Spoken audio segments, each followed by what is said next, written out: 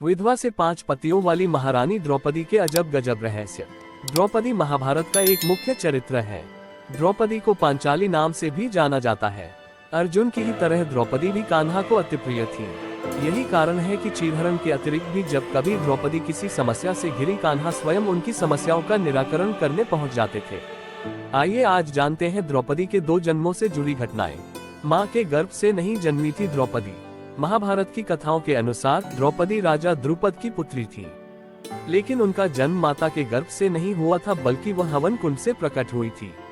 राजा द्रुपद ने ज्ञानी और तपस्वी 2 ब्राह्मण भाइयों याज और उपयाज के कहने पर एक दिव्य हवन का आयोजन किया, क्योंकि द्रुपद एक ऐसा पुत्र प्राप्त करना चाहते थे जो कौरवों और पांडवों के गुरु द्रोणाचार्य का वध कर सके। इस हवन से राजा द्रुपद को पुत्र और पुत्री दोनों की प्राप्ति हुई, जिनका नाम धृष्टद्युम्न और द्रौपदी रखा गया। द्रौपदी का बचपन में नाम था कृष्णा। कहते हैं जिस समय द्रौपदी कुंड से प्रकट हुई, उस समय उनके अनूठे बाल रूप को देखकर सभी मंत्रमुग्ध रह गए। उनकी आंखें खिले हुए कमल की तरह शांत और उज्जवल थी, भौहें चंद्रमा के समान वक्राकार थी और उनका रंग श्याम था। इन खूबियों के कारण उनके पिता और ऋषियों ने उन्हें प्यार से कृष्णा कहा। यही उनके बचपन का नाम था।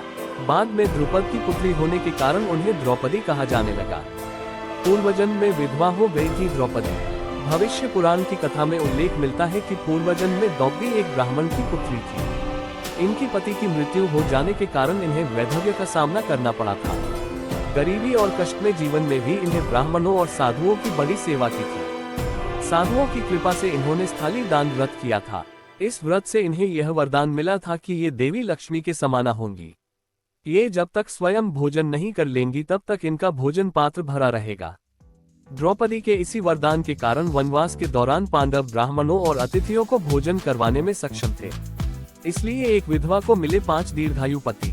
पूर्वजन्म में अल्पायु में ही विधवा हो जाने के कारण द्रौपदी ने ऋषियों की सलाह पर महादेव को प्रसन्न करने के लिए तपस्या करना आरंभ कर दिया। भगवान शिव ने द्रौपदी की तपस्या से प्रसन्न होकर दर्शन दिया और वरदान मांगने के लिए कहा। द्रौपदी ने वरदान रूप में ऐसा पति मांगा जो किसी एक पुरुष में संभव नहीं था।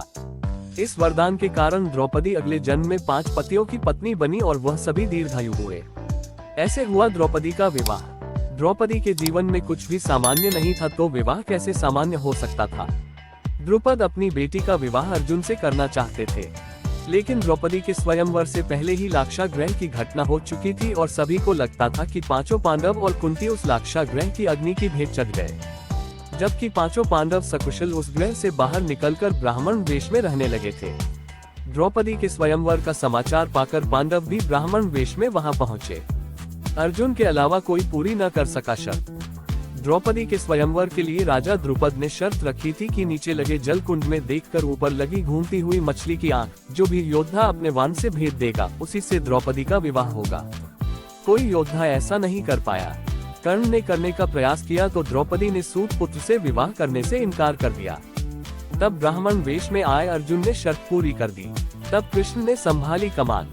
अर्जुन ने ऐसा किया तो ब्राह्मण के साथ राजकुमारी के विवाह पर सभी राजाओं ने आपत्ति जताई। उस स्वयंवर में कृष्ण अति विशिष्ट अतिथि थे। राजाओं द्वारा ब्राह्मण को कन्या देने पर विवाद होते देख कान्हा ने अपनी कुशल नीतियों के बल पर और भीम ने अपने बाहुबल पर स्थिति को संभाल लिया। तब अर्जुन द्रौपदी को लेकर वहां से चले गए।